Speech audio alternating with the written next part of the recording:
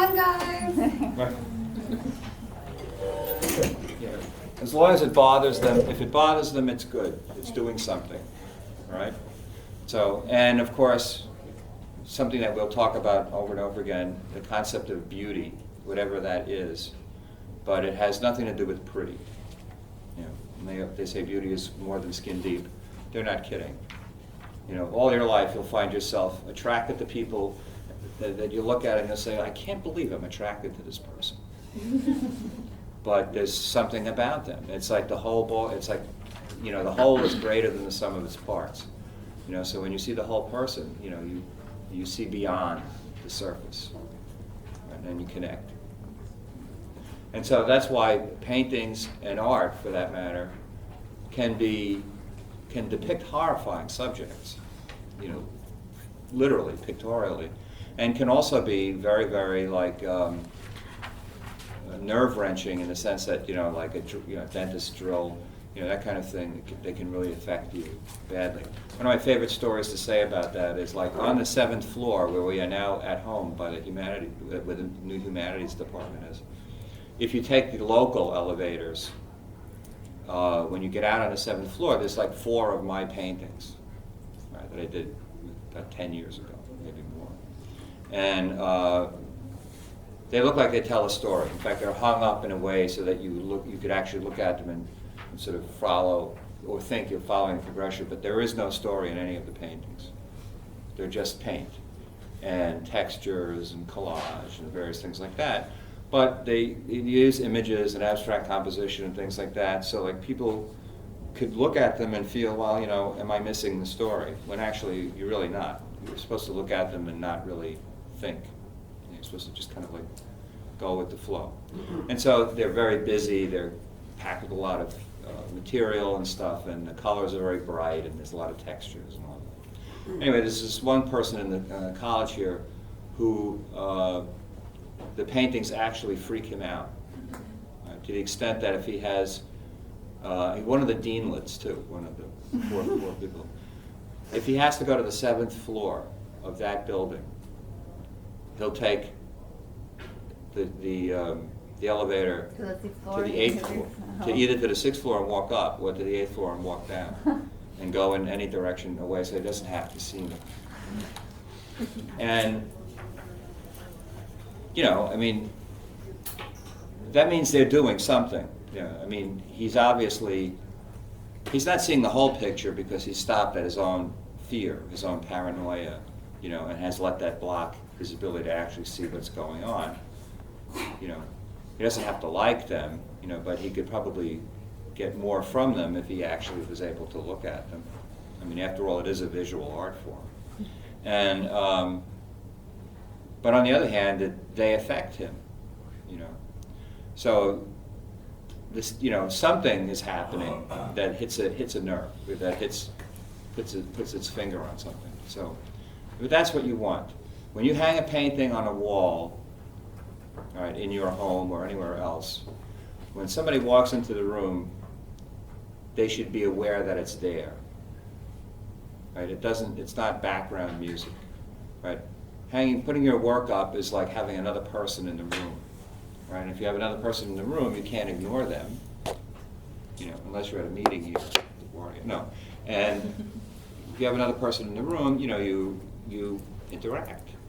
You know, you look at them, they look at you, you talk to them, you know, or even if they're just sitting there, like even if you're in a waiting room filled with people that you don't know, you know them, you know that where they are, and you look at them too. You tend to look around the waiting room. It's just sort of like, you know, especially like doctors' waiting room, like, what's wrong with him, what's wrong with her, what's wrong with her, you know, this kind of thing, you know, all this shit goes through your head. And so, like, it's the fact that the person is there, that the person exists, is provocative.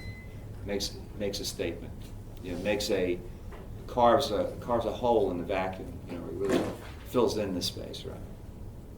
And that's what art has to do. I mean, if it's background noise, if it's just there, you know, then it's just in the way, really. You know, I mean, especially sculpture is literally in the way. I mean, if you're going to trip over it, it might as well be worth it. It might as well be for a good reason. You know, wow, you know, as opposed to shit, I didn't notice that. You know, that kind of thing. So, you know, the whole idea of like the painting over the couch and matching the drapes and all that, the kind of stuff you see in McDonald's, like they make all this like sort of like production line art that just sort of blends it into the background. You know, it's like they can be abstract or whatever, but they're not offensive. They're just kind of, you know, they're just there. You know, they're decorative. Okay, decoration is not beauty. Makeup, you know, haircuts. I do my hair myself. You know, are decorative, really. You know, I mean, you can shape your head. Men have the ability, some women do too, actually, to grow beards and, you know, sculpt the front of your face and that kind of thing. And you know, and it's kind of fun, you know. But you know, I mean, if you're like a Clint Eastwood type, aside from the fact that he's an asshole, you know, but he's like an amazing-looking person. It doesn't matter what he does, you know, he still looks amazing. Did anybody see the Academy Awards? Mm-hmm. Have anybody been watching True Detective? No. Does anybody get HBO here? True Detective, Sunday night. 9 o'clock and 11. The last episode is coming up, so you have to watch, you have to go to on demand and watch it from the beginning. Right, so he's in that, right, and he's incredible. And then he gets up there and gets his Academy Award and says all of this stupid shit, you know. And last night we watched the Sunday night one. I had a hard time actually paying attention because I just thought he was just like so it was like he's like this like Texas cracker, you know. And you know, that's what he plays in True Detective, but he plays a very dark cracker. And he says some things about existence and life itself that are just amazing. You know, the show is well written. You know, but he, in terms of, I mean, he's like egocentric and all this kind of shit. He's like the opposite of this guy in the thing, which is amazing when you see that and you think about the kind of transformation actors, you know, are capable of doing. You know, it's like kind of scary. But in any event, anyway, so beauty is more than skin deep, right? It's not pretty. Matthew McConaughey looks cool no matter what he does. He loses 80 pounds, you know, he gains weight back, he still looks okay. You know? So, and of course there's Sophia Loren, who's been looking great for a million years, and there's other people. So, I mean, if it's there, it's there, you know. But on the other hand, you can cultivate it because it's the way everything's put together. You know, and that's not just bone structure, that's, you know, who we are, what we learn, what we care about. That sort of stuff. So that's really what this class is about, in one way or another. On the other hand, there's a lot of things that we're going to do that are college-related, in the sense that I expect everybody here to continue for a bachelor's degree, but even more so, I expect everybody here to go to graduate school. Right? And so there's a couple of interesting little twists that have developed. We always get the School of Visual Arts to come and talk and look at portfolios. Right? We have a very good relationship with them. Many of our graduates have gone there. Everyone that has gone to the School of Visual Arts from LaGuardia has gotten scholarship money. So basically, it's no more expensive in a way than going to a four-year college in CUNY. And it's better because it's professional and it's real and it's not run by lunatics. And it's all about art. It's all in Chelsea. There's like 8 or 9 buildings. You know, there's tons of facilities, that kind of thing. And it's the cheapest. You know, it's like $33,000. Pratt, what's the other one? Parsons. All of those places are 50 and up. NYU is even more.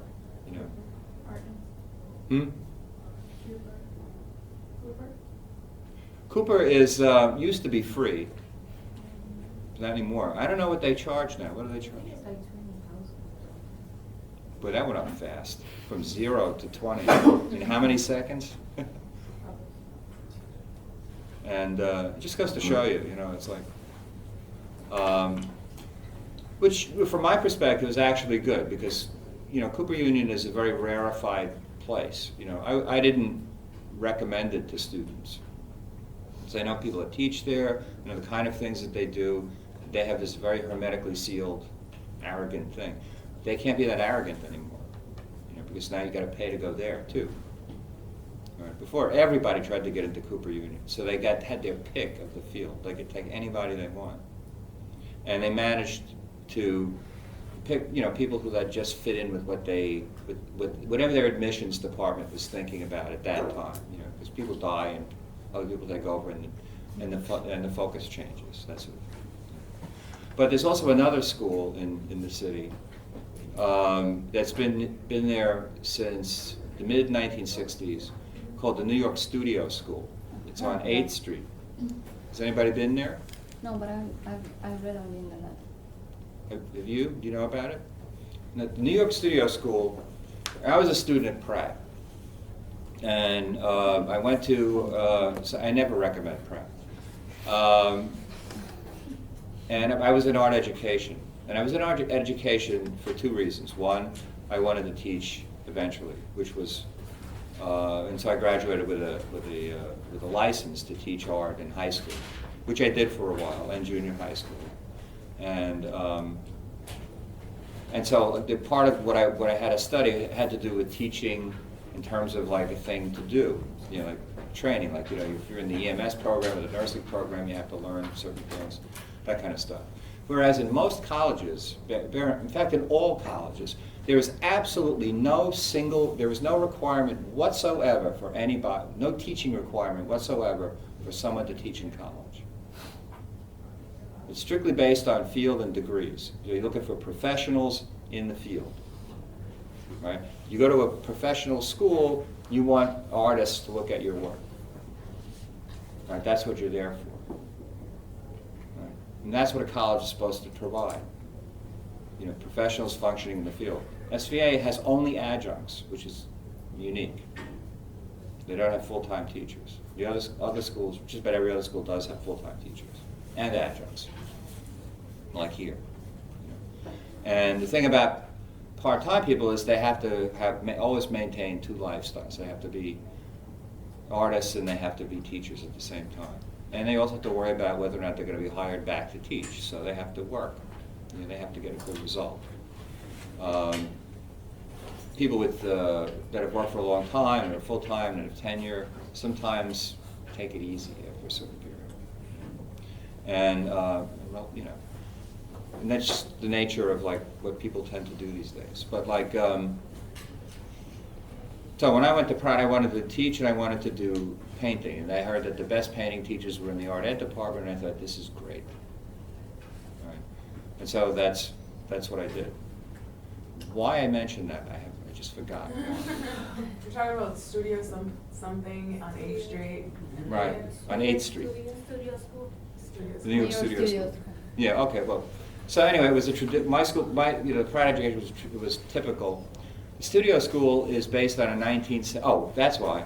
Because the head of the art ed department was Mercedes Matter. Mercedes Matter got so fed up with Pratt that she left and started her own school called the New York Studio School on 8th Street.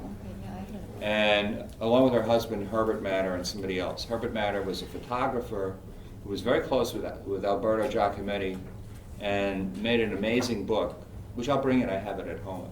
To show you, of just photographs it's just photographs of Giacometti's work. Black and white, color, whatever. He did it like 40 years ago. And it's pretty cool. It's like a study of these things. But everybody knows who Giacometti is, right?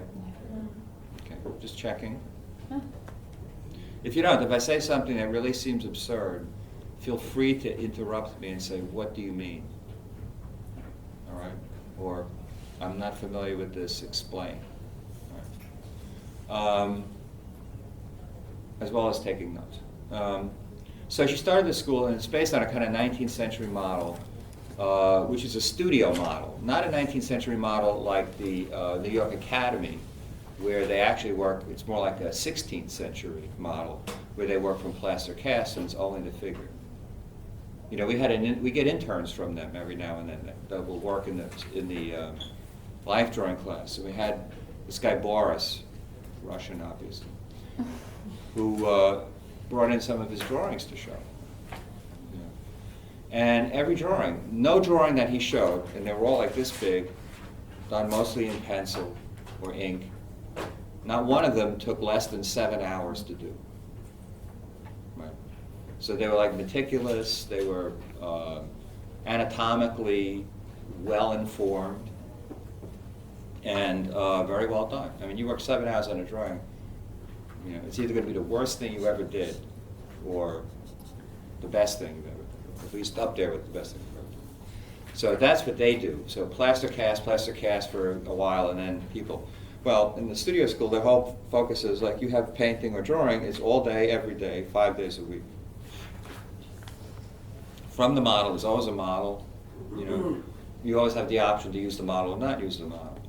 The work is representational but semi-abstract as well, right? You do a lot of work. For a brief period when I worked at Pratt, one of the things that I did in the painting department was evaluate transfer credit.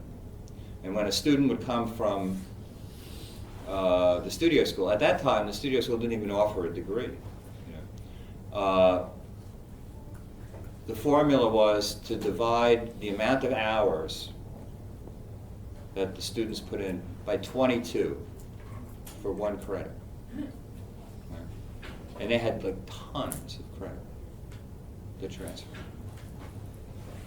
Unlike LaGuardia, which does the same thing that the rest of City University does, when you transfer, nobody in the art department looks at your transcript. The admissions department does. And they're just administrators that don't know anything about art or anything else for that matter, except what they do in admissions. So they base your transfer credit on whether it matches up with the course descriptions, with the kind of courses that we have here. Right? So if they're close, and the title is close, and you got above a C, you're okay. Now what I like about certain art schools is when you show them your portfolio, they base 90% of their evaluation of you on your work and talking to you. Right. And they look at the work, and then they look at your record, and then all of the problems that are in your record, they'll work out with you. And I just sent this guy over there, the SGA actually, whose record was the most screwed up I've ever seen in my life. I mean, he'd gone to a couple other community colleges, you know, he flunked art courses and all this kind of stuff. He did really terrible, you know, D's don't transfer, nobody likes D's. And I couldn't believe it because this guy was like one of the most brilliant and skilled students I've ever seen. And he could draw like 10 times better than I can. You know, and conceptually, he had a terrific, yeah, I had him in this class actually. And the first project you're going to do involves Was it Alex? Is it Alex, yeah. Involved a wrapped involves a wrapped sculpture. And one of the students presented theirs, and clearly they either made it on the train on the way in, you know, or just remembered it the night before and grabbed something that they'd been knitting, you know. So making a sweater for their girlfriend, he was making a sweater for his girlfriend or whatever, and that was supposed to be this wrapped sculpture. And you'd have to be a really good bullshit artist to get that one over. And the whole class was like kind of, you know, this is a little, you know, because there were people in the room who really worked hard. So he didn't feel too embarrassed. And then Alex showed his. After that, everybody said, I don't want to show mine until next week. Right.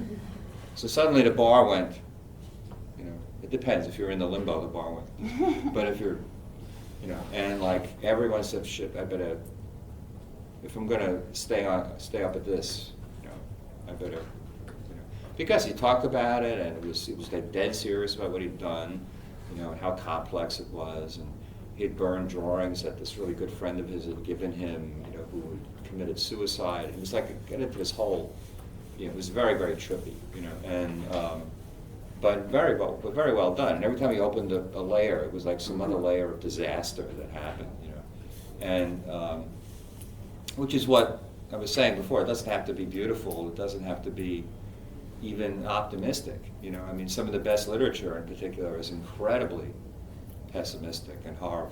You know, try and stay away from it really. And like, you know, but it just impressed everyone at how important it was. Right? If it's important to you when you do it, and you feel that you've really put yourself into it. You know, when you show it to someone else, that's what comes across. They look at it, they feel that too, and relate to it, and they take it seriously when you do that. You know, unless they're, you know, stoned or thinking about something else. But generally speaking, you know, like if you're there and you really do it, it'll be there. No more. Right. So. What's our first assignment? Well, I won't go into that. I want to.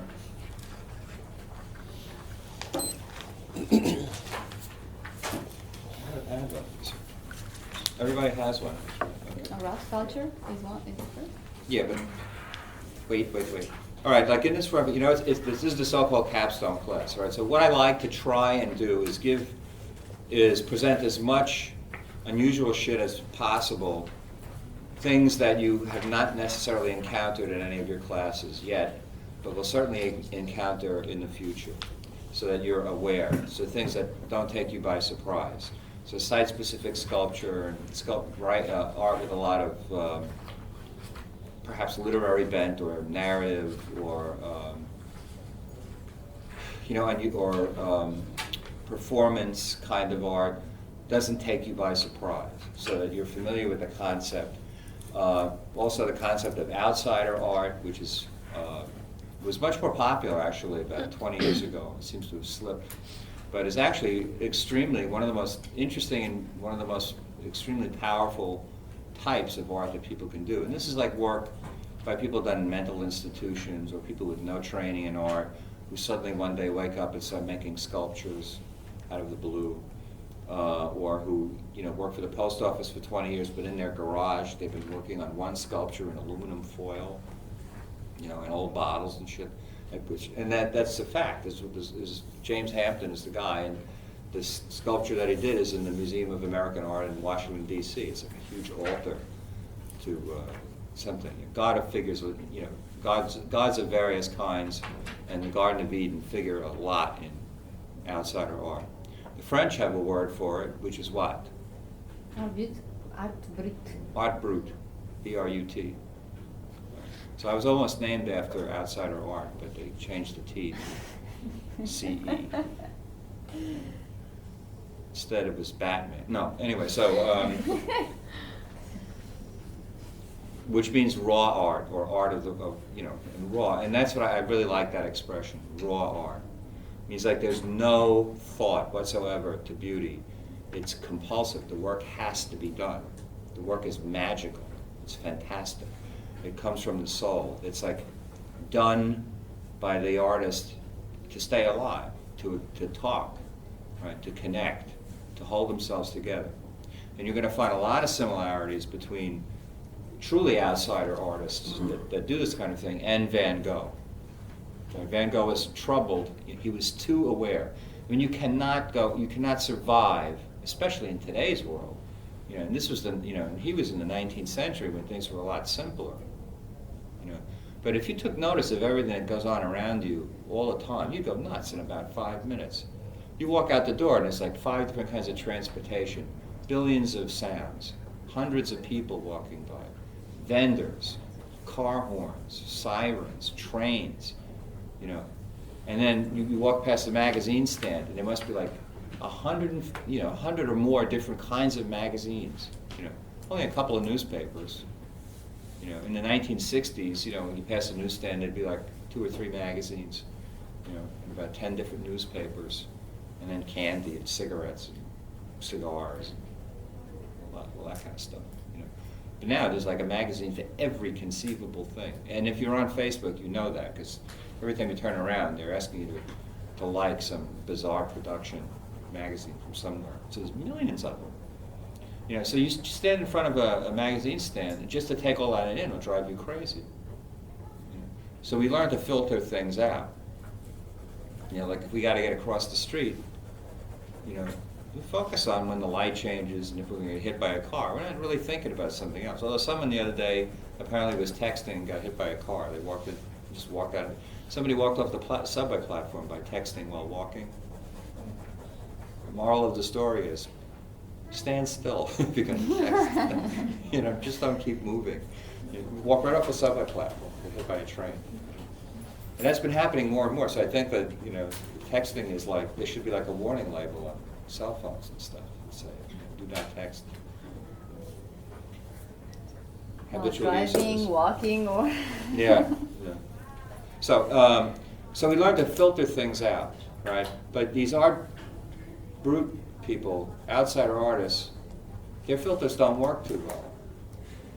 You know, so everything affects them. You know, and so some of them, you know, many people, you know, I mean, we're all crazy to a certain point. You know, I mean, we all have trouble. We all have days where it's just like hard to get out of bed.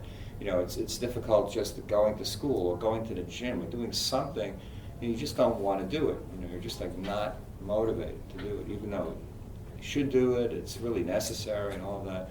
You know, I mean, things just weigh on us. And then when so many different things happen, like this time of year, you know, right, in fact, this time of year starts for me on January 1st. Because it means that fucking income tax is due in April. Right? By the time April turns around, I'm like a nutcase. I'll try and be good, but, you know, I mean, I hate it to an extent that I can't tell you. And, you know, and once it's in, then you worry about a tax audit. So, I mean, it's, you know, so if you let all this stuff get in all the time, I mean, it's like impossible. You know, you're hungry or whatever, that kind of stuff. So we learn to look at things one at a time, separate them out so that we can deal with them. Right? Well, Van Gogh, you'll see as you read through the book, that he has a hard time separating himself from the stuff around him. And it does two things. It makes his life like a hell. You know, he has a very hard time. You know. On the other hand, it makes his art incredibly raw and powerful.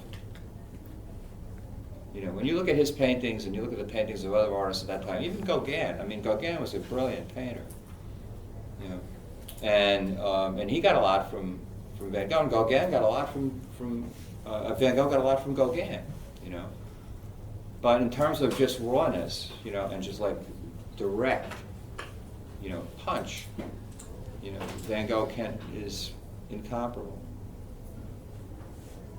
Until you get to later stuff, then some more modern stuff is designed to be like that, but then that's different, you know. But, you know, many of these, like, you know, individuals who are, like, incarcerated, you know, either in prison, say, well, prison's a different ballgame to some extent. But, like, Creedmoor over here in Queens has a thing called the Living Museum. And basically it's an art studio that somebody has been funding, and they've been teaching art to people, and they made it into they have an exhibition space. So you can go there and see the work done by people, you know, who have long-term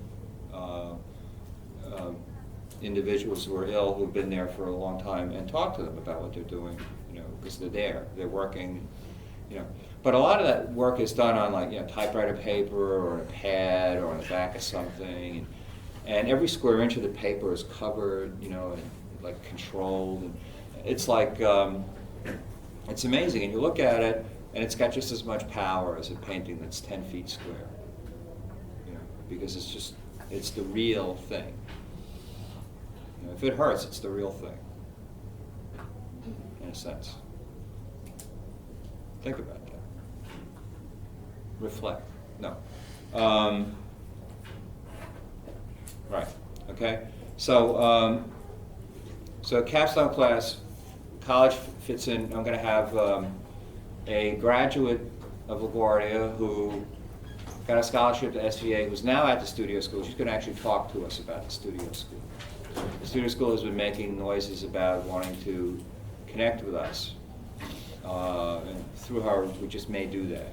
You know, they give a lot of scholarships to people. She says she hasn't met anybody who was there. And I think they have it's like 20,000, I think. It's like what?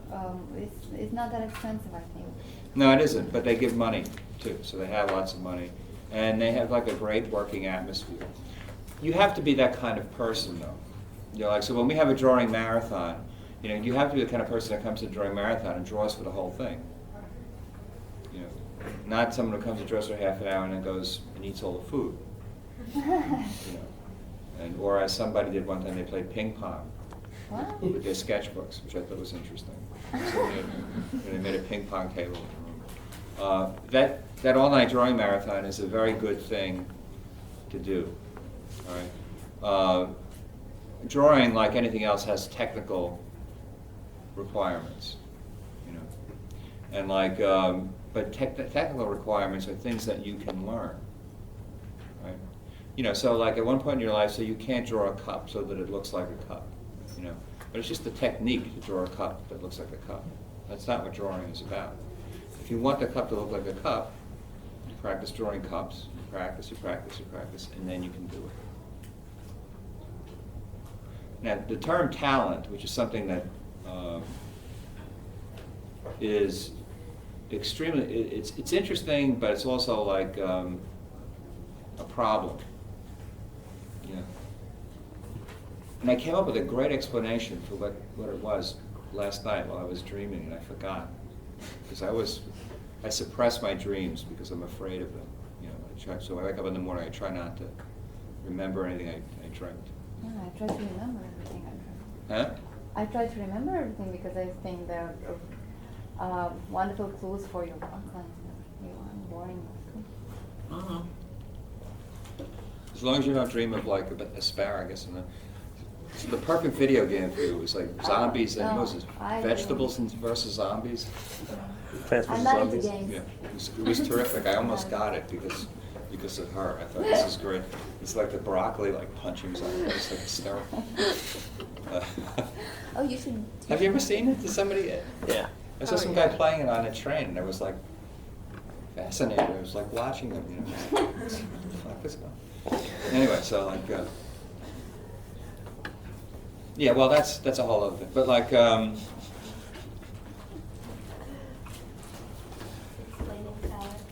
explain. Oh yeah, talent. You know, talent just means that, in a sense, that like some people can. It's easier for some people to do some things. You know, people that are at the Olympics.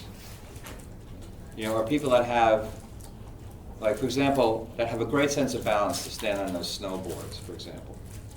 You know, not to mention. They train a lot. Yeah, not to mention courage. I mean, that fits in there too. But you got to have courage to paint and do art. A lot of people don't do art. A lot of people do schlock, but that's not art.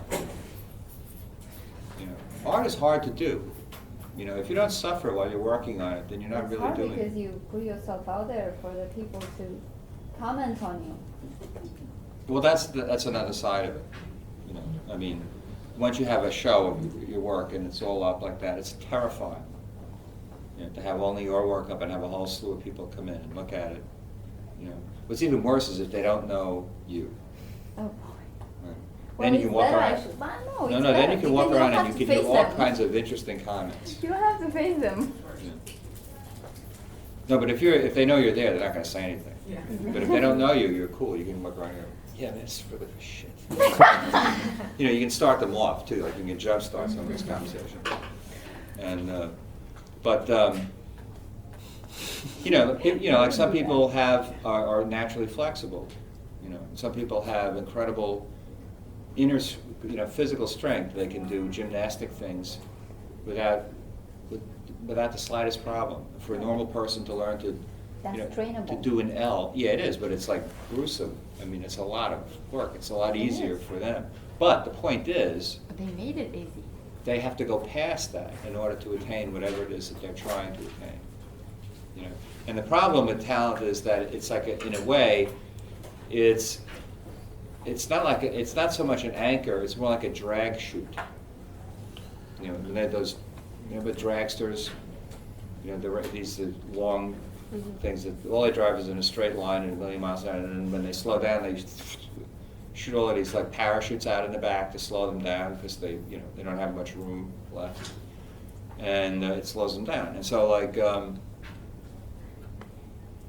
the fact that something comes easy to someone tends to slow down their need to progress. You why should I do, why kill myself? I mean, look at, this has always worked before, and they've always liked it, it's always been good, and I think it's pretty cool. And so they get by on talent.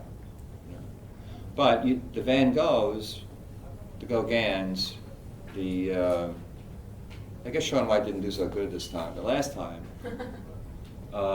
those people, they push the envelope. They push their own envelope, and their envelope has more glue on it than everyone else's.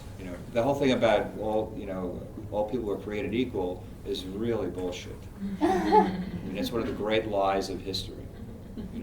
When we start out, small and weak, and then turn into rotten kids, and then turn into rotten. No, but anyway.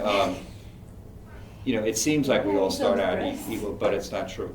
Yeah, right. If you can get through this course without killing yourself. It's just like, that's just not what it is. But that's what makes it interesting, for God's sakes. I mean, it's the differences. It's the fact that they can do that. It means that somebody can do that.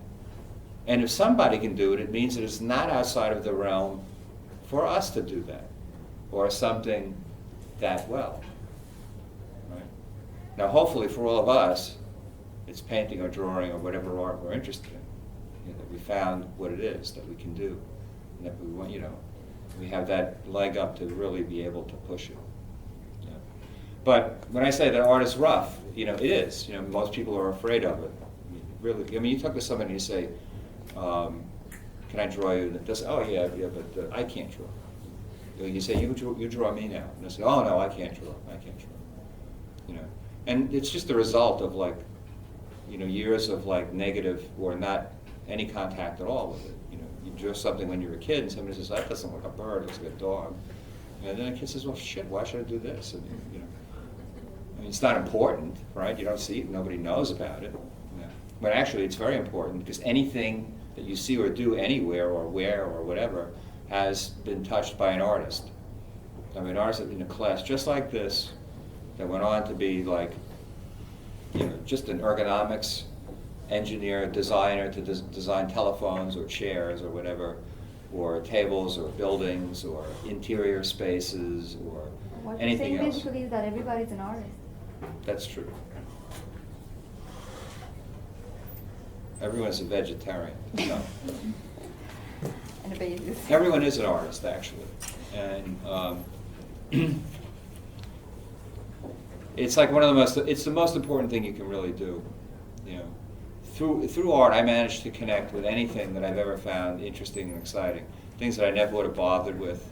I've learned about things that I didn't know anything about, using art as the vehicle to get to it. And I don't mean, that I, learned to swim by using paintings, as paddles. What I'm talking about is the process that it takes to get through a painting. It's the same process that you go through to learn and do other things. It's a struggle, and it's a real struggle at first. And every painting, every work of art you do always has an at first period, And then as you work on it, then there's no guarantee it's going to get easier. It just becomes more complicated. But as your life develops and as you do more and more art, you become more and more confident, more and more familiar with these kinds of changes, more and more fearless, right, and willing to explore. I don't think so. And willing to make mistakes. You don't have to think so. I disagree. But that's what you want to be. Well, what are you saying? I'm saying that when you get to a certain level, you might be afraid of not losing what you have. That's just neurotic. Okay. No, that's like saying, well, actually it's a good point too, because there's always a fear of success, that's possible to get into. We reach a certain point and we go, shit, the next step is to, somebody starts to like your work, people talk to you about it, and then suddenly maybe you're in the public eye for a minute. It's very easy to become unnerved. But it becomes part of the whole process too. It just involves a different set of neuroses to deal with it. you know, art that you see in galleries, you have to understand that professional art galleries are what? For profit. They're for profit, and that's a good way to put it too. But they're like new car showrooms, right? It's a product, and it's for sale. And the people who have the new car showroom survive on the sales. So they want a saleable object, right? So some people, you know, pick different, you know, some people want to sell only Audis or Fords or whatever. And if you knew what an anti-Semite Henry Ford was, you'd probably never ride one of those cars again. I mean, he actually made trucks for the Nazis. Yeah. You know, when World War II was actually going on. But it's a product nonetheless, right? It's to be bought and sold, and that's the criteria. You know, and money becomes the more important element. And but when you do art, you know, as an individual, you're not thinking about money. I mean, you're thinking about what it's costing you in terms of materials, say, and time, but you're not thinking, you know, you're not making a product. Yeah, like during the 80s, it was like an art boom, you know, and I exhibited a lot. I actually sold a lot of work and all that. And I realized at a certain point I got really tired of doing the same thing over and over again, you know, because I wasn't doing art anymore. I was making things to be sold. I mean, they became products. I was like producing. And, you know, like if you see, you'll see a lot of artists like Chuck Close, for example, William Bailey. I mean, people whose work has not changed Chuck Close's work has changed more than Bailey's. Bailey's has been exactly the same for the last 50 years. You know, Philip Pearlstein. And these are representational paintings. These are all names, of course, you should write down. William Bailey, Philip Pearlstein. And their work hasn't changed because that's what people want, on the one hand. And on the other hand, you get to a point, see, it's important to never really believe your own bullshit. So like if you think that what you're doing is really great, you just keep doing it over and over again. I mean, you're getting the laudits or whatever. And, you know, there's no incentive to do something different. That's why Philip Guston, as an artist, we looked at his work, I think, you and I, or somebody. It's very interesting because at the end of the 1960s, he changed his work entirely. What is he about? What is he about? Yeah. Well, you will end up seeing his work. He started out in the 30s doing illustrations and magazine illustrations. He could easily have been a comic book artist, a graphic narrative guy. He did illustrations for Time magazine, all this kind of stuff. He was very good and very figurative. In the 30s, everyone was much more socially conscious, I think. Certainly in terms of like the graphic arts and stuff like that than we see now, you know. And I mean now most of the stuff that you see that has some bite to it, you see on things like Facebook. You know, there's like more news on Facebook than there is on the news. You know, I mean, people put up all kinds of stuff, and it's, you know, and a link to some other obscure place, and you find out different things that are going on. You know, I saw a poster on just yesterday. It said "Visit Moscow" at the top, and it had the St. Basil's. It's not a good time. No, it says "Visit Moscow," and then on the bottom it has soldiers. It says "Before Moscow visits you." Oh yeah, that's funny. That was like a great. Oh yeah, we look at his. It was a good yeah, post. We look at his. Yeah.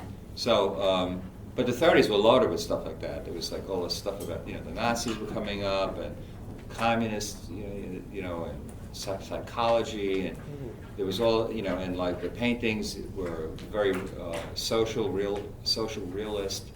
You know, they dealt with like the droughts, and they dealt with, you know, in the cities they dealt with like city life and people hanging their laundry in the yard in the back, you know, between buildings, and, you know, and bars and all this kind of stuff. And it was all very aware of what was going on. One of you know. his works is Nowadays, it's very hard to find art that's right on, you know, that isn't overtly, unless it's overtly political, where it's meant to make a statement, to really rub somebody the wrong way. It's very hard to find like politically aware content that also works in terms of, they sort of like sacrifice one for the other. He's not. And so Philip Guston, in the 1950s, he became like an abstract painter. He did these colorful abstract paintings, And then at the end of the 60s, suddenly he changed and started doing these big abstract cartoons. Of like Ku Klux Klan figures and, you know, shoes and people, you know, nails in the shoes and people and, you know, cigars and cars driving around. And the art world went berserk. They were all up in arms. They freaked. What has happened to Philip Guston? But if you looked at his paintings, you realized that they were no different. I mean, he's still using the same colors, the same kind of composition. It's just that the overall form was different, but the paintings were still the same. But they included everything. They included what he did when he was an abstractionist and what he did when he was an illustrator. You know, and when he was an illustrator, he did anti-Ku Klux Klan illustrations and civil rights illustrations and stuff like that. You know, he was very socially aware. In any event, so art school is the key. I mean, you're definitely going to go, and you're definitely going to go to graduate school. So you're going to think about a master's degree. That's what counts in the long run. Yes. You can, an art student, can you go with an associate degree, or is better to go to? Absolutely. If you look at Crocheted Olek, or just Google Olek, O-L-E-K, she went to LaGuardia and went straight from here right into the art world. She's crochet stuff. You've probably seen her work already. She crocheted the bull downtown in Wall Street. She crocheted an entire train in Poland. I mean, she's like all over the place. But she's an individual who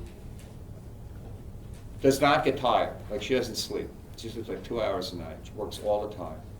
And she's drop dead beautiful and knows it and uses that. You know? And so she's like, films everything that she does, you know, and she does all of this stuff, and you know, she's always in your face. She goes all around the world. You know, she gets arrested. She does all this kinds of stuff. She doesn't have kids, right? Oh no. And she's like world famous now.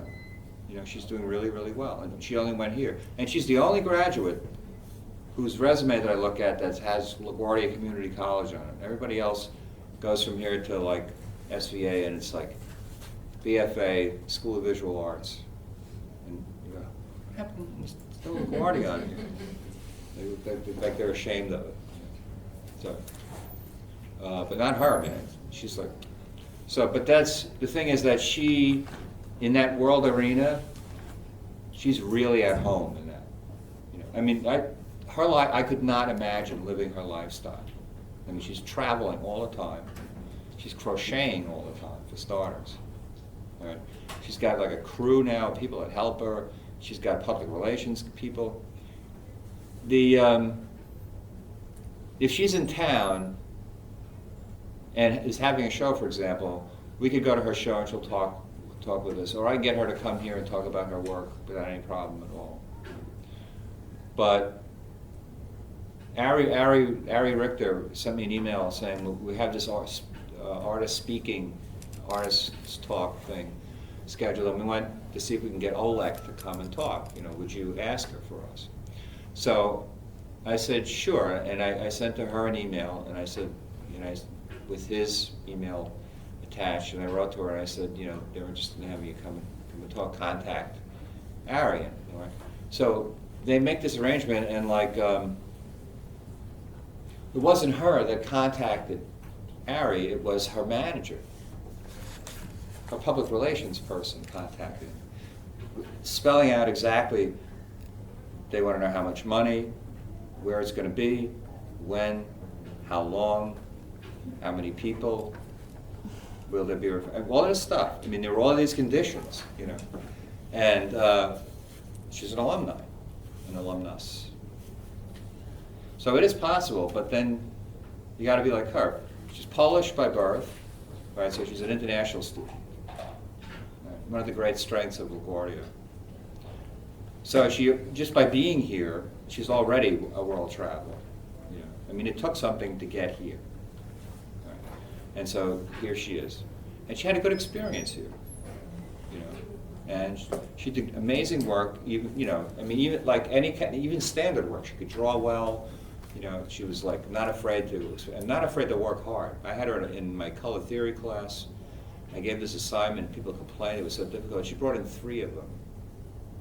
Right? And then people would come in with the thing half done, you know, and it was just like, it was like having Alexander in the class. They took one look at it and they went, and they said, well, how long did it take you to do that one? She said, well, she goes, that one, no, that one was 16 hours. And they go, I worked 3 hours on this, and you know, it's like half done. She says, well, yeah, it takes a long time to get, you know, that's what you got to do. You get, you know, the old computer thing, you know, garbage in, garbage out. You know, you put the wrong information in, you get a mess at the end. So, like, you get what you pay for. I mean, whatever you put in is what you're going to get back, hopefully. So, but we'll cross that, you know, when we get to it. You really do need a master's degree, only because nobody gets looked at anymore. I mean, a bachelor's, they assume this sort of thing, right? So you want to do the best that you can. And I think coming from here, certainly from our art program, you have a really good angle on getting into a lot of different things. You know, our reputation, in spite of things, is developing, you know, and people are beginning to come to us. Right? So that means they're looking for you, you know. And so they can't see anything except straight up from here. All right? Reading down the thing here, this consultation with me, that just means that if you want to talk to me about what you're doing, and you may, and it's not a bad idea, in spite of the fact that I'm over in that other building, at least it's quiet over here, you can always talk to me about it, you know, or here, or whatever, you know, if you're confused or, you know, are struggling with some aspect of it. There's also email. If you write to me at the Verizon email, I write back. You know, the LaGuardia one I tend to write back too, but the LaGuardia email system is kind of a problem. You know, like if you wanted to send me pictures, or if I wanted to send you pictures or something like that, it's a lot easier for me with the regular email, because it's, you know, whereas GroupWise is like a bitch. I mean, you put something in and it comes up as zeros. You know, and it's just like strange. I can't figure out how to do it. But you know, I also check my Verizon email much more often. You know, I have no problem with that. There's even my cell phone number on here just to show you that I'm not afraid. The bound sketchbook means a book, not like that. That's a spiral sketchbook. No? No, that's good. They're actually, a spiral sketchbook is actually much better because you can turn it around and draw it. You know, a bound sketchbook, like those colorful ones, yeah, that's a spiral one. You could use, see already I'm changing. And, but you're going to draw in and put notes in it. There's some, I think I attached a part to this about a visual diary, that sort of thing.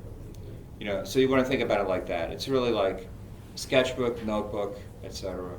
You know, you can draw in it. Yes. Will it have to be a new book? Like, will it have to be completely empty from the start, and we're just gonna fill up as time? Does it have no advertising? No, it doesn't have to be a completely new book. I understand the hardship, but it's got to be something that you can carry with you. You know, there's a lot of exhibitions that are up. There's the Futurist exhibition at the Guggenheim, Italian Futurism, which is a really, I haven't seen it yet, but it should be an amazing show. And then there's, of course, the Gauguin at the Modern. And then there's always something at the Met. There's something at the Met that's coming up. The Entartente Kunst show is at the New Gallery. It hasn't opened yet. NEU, it's Neue, or whatever, it's a German gallery. Entartente Kunst is what the Nazis referred to modern art as, which means what? Trash. Yeah, but what did Entartente Kunst mean?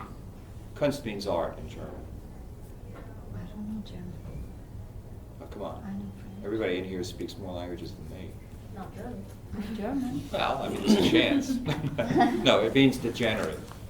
So degenerate art. And degenerate art was Mondrian, the Futurists, Balla, Baccioni, anybody who was a modern artist. In Germany, Emil Noldi, all of these people, and who basically got out of Europe once the Nazis were on the move, although some of them didn't make it. Any abstract kind of art, forget about it. So the Germans, the Nazis put together this exhibition at the beginning of World War II called Degenerate Art. It had, I forget, 1,000 works in it or more, 5,000, I don't know. And they hung them at weird angles and hung them low and high and crouched together just so that they would really look bad, you know. And they made a catalog, and then this particular exhibition toured Germany during the entire war. So historically, it's actually the most viewed art exhibition of all time. And it was designed to show the weakness of the West, you know, the weakness of everybody else, of everyone who's not a Nazi. Right. Now, Van Gogh and Gauguin would, well, I don't know, Gauguin fit in with this, but Van Gogh, on the other hand, wouldn't. And so, but he you know, Hitler considered Van Gogh a degenerate, but he was Germanic because he was Dutch, you know, that sort of thing. So they had no problem pillaging Van Goghs and stealing them. You know, if you saw the movie that's out now, The Monuments Men, you should definitely see it. You know, when just to get it. Did you see it? Yeah. Just to realize the book is actually the better book is called The Rape of Europa. The Rape of Europa, and it's all about that woman to some extent, the woman who. The French. Yeah, the one who kept a list of everything. But you know, she figures in it because she knew where a lot of stuff was. But the French also hid a lot of stuff before the Nazis got there. You know, but then they just raped everything, and like. They burned Raphael's self-portrait. They burned a lot of stuff. They destroyed a lot of work, and you know, if you can't have it, you know, and. But you know, it's funny. Like the French, you know, wax, you know, dramatic about it. You know, half of what's in the Louvre was taken by Napoleon. I mean, he did the same thing. You know, he just everywhere he went, he just like took everything and sent it back to France. And so that's what Hitler did. You know, wherever they went, they just, you know, raped the country. Hence the rape of Europa. And millions of people. I mean, like millions of works of art they had stashed everywhere. You know? And. Unfortunately, it didn't show. Like the Goring had an entire train, an armored train, filled with art that he was going to try and get out of the country. I mean, here this, you know, lunatic is like on the verge of. It's like the end of the war and is, you know, about to be captured or shot or whatever, and he's still trying to steal all this art on his train. You know, I mean, you can't really hide a train. Although he tried to, he hid it in a tunnel. You know, but that was, you know, where's he going to go? You know. No one on earth would have, you know. But anyway, but the Rape of Europe was really good just to see how extensive it was, how far they went. You know, I mean, they took everything. And it's a great little bit. One of the things that I like to talk about is art forgery and art fakes, because that's an interesting and touchy concept. You know, like what is a forgery, what is a fake, this kind of thing. And I have some interesting. I have an interesting video actually of a forger who actually forges a Grunewald and fools everybody. But there was a Dutch guy named Han van Meegeren, during World War, who lived like a king during World War II in Holland, and he was a Vermeer forger. Now Vermeer is hard to forge. Yep. You know, although there's this movie out called Tim's Vermeer. I haven't seen it yet on, you know, where you can watch it on television, but it's about this guy who came up with this mechanical way of making Vermeers and was convinced that this is the way Vermeer did it. But these ideas are always interesting because people go out of their way to do this stuff. And he paints a Vermeer, you know, but it takes him like 3 years, you know, and you know, he uses all of this mechanical stuff and mirrors and, you know, to make it look a certain way. It was, you know, but it's a Penn and Teller thing, like they were involved with it. But anyway, Han van Meegeren was a known Vermeer forger by some people, and because he was a dealer, he did fake Rembrandts and stuff like this too. And during the war, like he had this one Vermeer that he did, that he sold to Goring. And so he lived like a king. He made lots of money. He lived in a small castle in the middle of town or whatever. And he did all right. So at the end of the war, at the Nuremberg trials, war crimes trials, he was tried as a collaborator with the Germans. Good. And he said, but I didn't collaborate with them. And he really wasn't a collaborator. He was just a crook, you know. And he said, actually, he says, I ripped them off. I sold them a fake Vermeer that I painted, you know, to Hermann Goring. I wonder if Goring was still in the courtroom at the time. Probably not, because I think he'd already taken cyanide or something at the beginning of the trials. But in any event, they didn't believe it. So they set up an easel at the Nuremberg trials, and he painted a Vermeer over a period of a few days to prove that he could do it. And they let him off. They let him go. He convinced them that it was really, he was not collaborating, he was just being a crook. And they didn't prosecute him for any of the fakes that he'd done in the past. You know, he just got off scot-free, you know, and went back into the business. He didn't live much longer, though. He died very young. He was only in his, he died in like 1947, so he didn't live much after that. But he had the, you know, the technical facility to do it. And he did this one Vermeer, though, but it really looked like shit to me. You know, of Jesus sitting at the table or whatever, and which is an unusual subject for him anyway. And he convinced this one guy that hated him, who was like a famous Vermeer historian. When the guy saw it, he said, "This is the greatest Vermeer I've ever seen." And Van Meegeren couldn't believe it, that he duped this guy, you know, because the guy hated him and always was looking for him to fake. And, you know, and he wrote all of this stuff about it and all that. It was like, it became this huge, you know, scandal when they realized that it was, you know, he'd done it in the backseat of his car on the way home from McDonald's. Okay, the book. The list of things that we're going to do is actually pretty good. I have one where it's, Dear Theo is going around the room. Now, we all know about Amazon, which is, thank God, because it's the demise of the college bookstore, which really rips people off big time. And but that particular book has been in print for a gazillion years, so you can get them really, really cheap. Yeah. So and then some of these other books that I have on here are provocative, to say the least. This one I have a copy of. Nothing if not critical. Do we have to read this in the painting last time? I think it's the same one, yeah. I didn't check if it's the same, but I think it is. This is the one where he has this is just a collection of essays. Robert Hughes was a historian / art historian, Australian, so already he's kind of interesting. And he, you know, wrote a lot of interesting stuff. And this book is a collection of essays about different artists and different things. And one of the best essays in there is the one called Art and Money, where he talks about the relationship of art and money, basically from the very beginning. You know, that, in a sense, art was like virtually a mode of medium of exchange from the start. You know. Anyway, he's very good, and he's easy to read. I mean, he writes well, and he doesn't bullshit. He just writes what he has to say, and it's readable. Many art historians and critics pump everything up with so much vocabulary and stuff that it's impossible to read. Art magazines, you know, and at some point during your life, you should buy Art in America, or Art Forum. Art News is a little more readable, but they have a lot of junk in there. They put anything that people will pay for. So there's a wide range of crap in there, you know. But Art in America is like sort of like the main one that covers what's in the museums and galleries and this kind of thing, and has reviews. And the reviews are impossible. You can't get any sense of like what it is that you're supposed to be looking at by reading the review. You know.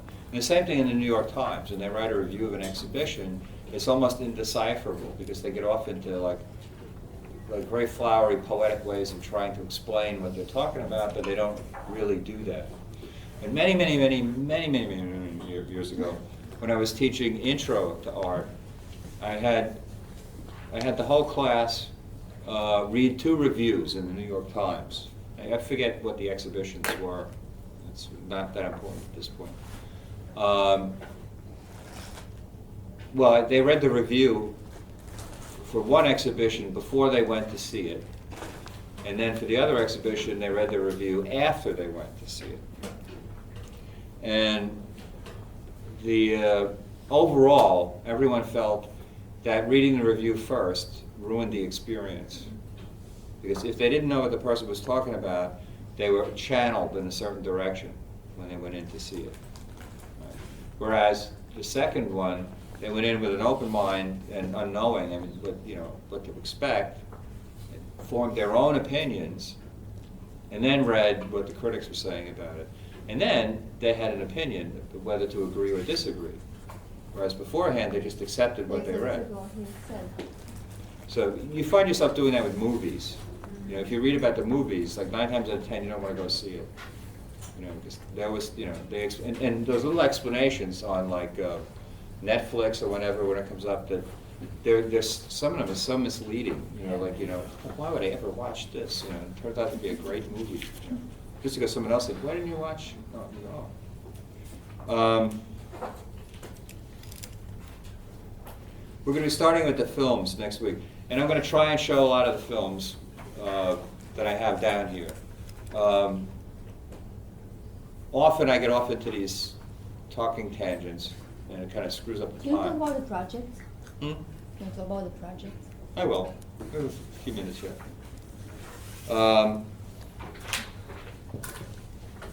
then we'll go through this various stuff. The book, The Elements of Style, I always suggest people get.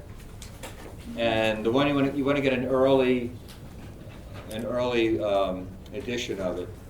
You know, you could get it around the time of word processing. It's by E.B. White and William Strunk. Actually, William Strunk wrote it first. E.B. White was a student of his. He loved the book, and then when he became famous, he changed some of it with Strunk's agreement, and now it's The Elements of Style by Strunk and White. Right? It's a small book, and all it's about is writing. How to write, period.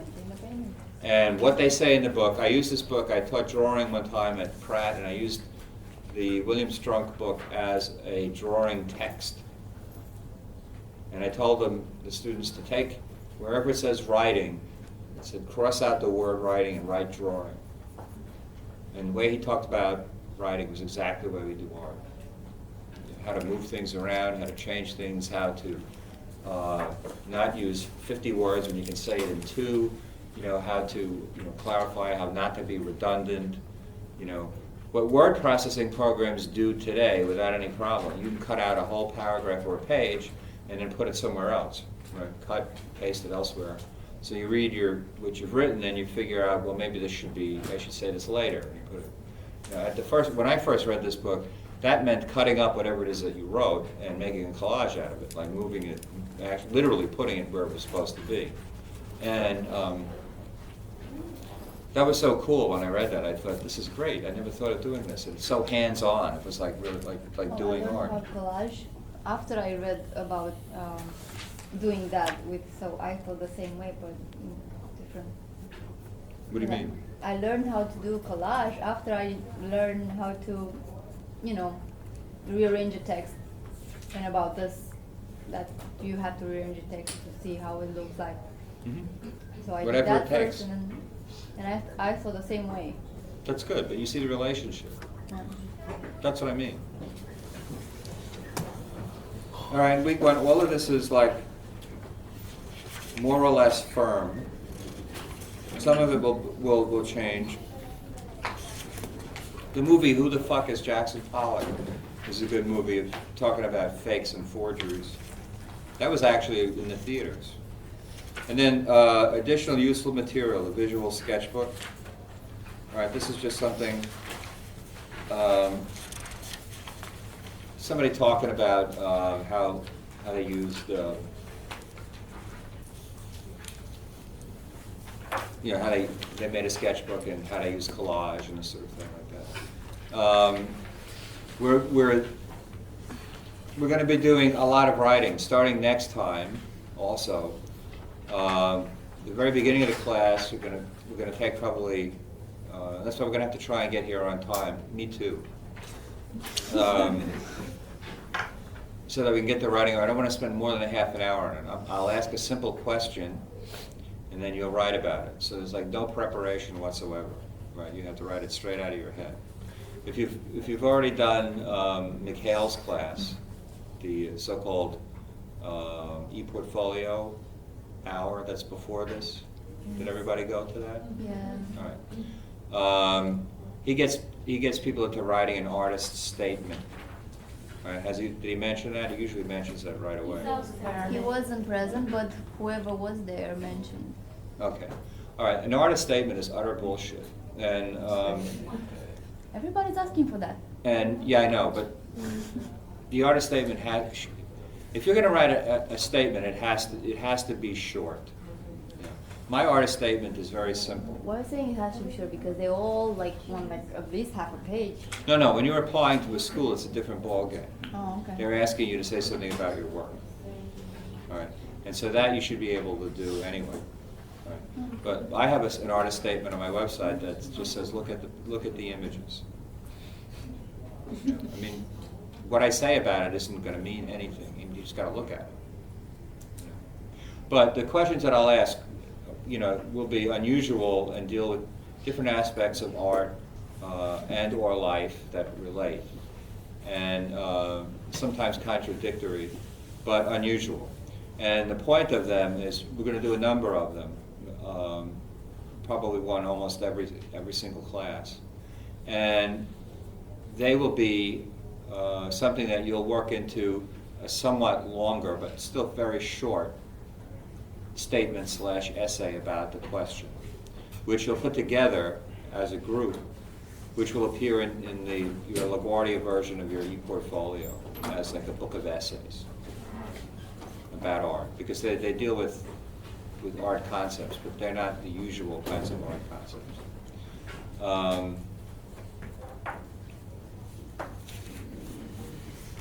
You might as well pass this around. There's going to be more follow-up on what to do with this next time, but you might as well have it now. So there's two real ways to learn about art, oddly enough. One is by seeing. All right, it's extremely important that you go to the museums, especially the museums. It's important that you go to some of the galleries too to see what's going on. But it's New York City has why anyone has a textbook for art history when you're teaching it in New York is beyond me. Because you have so many major museums here, so many major art collections that are available. You have the real thing right there. And if students take notes, then you don't have to give them a text. Right? Because then if you write it, you tend to remember it. If you're eating while you write it, you tend to remember it better. At least that's what my mother said, but I don't think that's really true. She says then you eat your words. And I've tried to do that, reading while you're eating is another thing. But I did it all the time, it doesn't seem to help. So like this futurist show is a real opportunity because you don't see a lot of futurist shows, right? And I'm going to impose this on my intermediate painting class too, because they break up form in a really interesting way. They're an interesting slant on cubism and cinema, or film, photographs that move, that sort of thing. And then, of course, like the Gauguin, when these museums put together exhibitions, the reason you're not allowed to take photographs is because at least half of the exhibition is not work that belongs to museums. It's work from private collections. And people who have, people who own Van Goghs, bless their souls, don't want you to have a picture of it. The museum doesn't want you to have a picture of it either, really. I mean, they want you to buy the catalog. But it depends on what the work is. The catalogs can be very, very good. I have lots of them, and I use them for ideas all the time. I mean, if you have it to look at, you look at it. And when you see the real thing in person, reading about Van Gogh, looking at images of Van Gogh on the screen or whatever, or reproductions is one thing. But standing in front of the painting and realizing that it's this big, you know, that the paint is this thick, you know, and the whole, feeling the whole thing is a very different experience. Art is a physical experience. Painting and sculpture are the same thing. The only difference is, to some extent, the color and the medium. Although there are some sculptors that do work, that 3D work in color, that they just three-dimensional paintings is what they are. But they're really the same thing. And paint is a physical material, and we know that.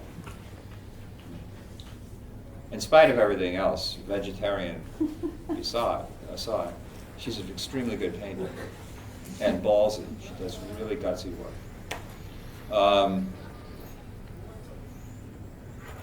So it's a physical experience, and you have to experience it physically in person too. Even athletes realized that, trainers realized at one point that athletes could learn by watching movies, by watching films of their opponents playing, you know, or boxers in particular. Watch lots and lots of films of their opponents fighting to see what they do, to see how they, you know, to develop a game plan. And you know, it's like if you ever watch a boxing match with a boxer, you know, they sit through the whole match like this, you know, like because they're in the ring with the guy. You know, they're not watching it. It's like when you go to the museum, when you see the work, you want to touch it, right? And then they yell at you. But touch it anyway. What are they going to do? They hardly get paid. They're not going to risk. You know, they get $2 an hour. They're not going to throw you out of the museum. And they're artists anyway. You know, most of them just turn their back. But then you get some snotty ones. In any event, so you want to touch it. I mean, you connect with it. You know? And you know, athletes do the same thing. So they realize that you can watch films, you know, or you can watch other people play, you know, and you learn by watching.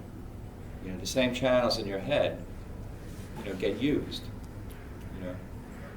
And it's like the four-wall handball thing. One of the great shots in four-wall handball is this thing called the ceiling shot. You hit it up, it hits the ceiling, hits the front wall, and then bounces along. It's a really good defensive shot because it drives your opponent back. And if you do it right, it doesn't come off the back wall, which means they really got to get their ass back there to get it before it bounces twice. Right? So there were two handball players, one named Jim Jacobs, who, speaking of boxing, was Mike Tyson's manager when he became champion, who died shortly thereafter, thus destroying Mike Tyson's career because he came under the wing of, what's his name, Don King, and nuts after that. Also considered the greatest handball player of all time. And another guy, this guy Paul Hayward, who both of them played a very similar game of handball with lots and lots of ceiling shots. All right? What he called the sword and shield method of playing, which was like drive the opponent back with your left hand, and then the shield, and then attack with your on hand, or whatever. So then they would say, after that, they would say that people who watched them play, you know, handball players that watched them play, were hitting ceiling shots for weeks after they'd watched the game.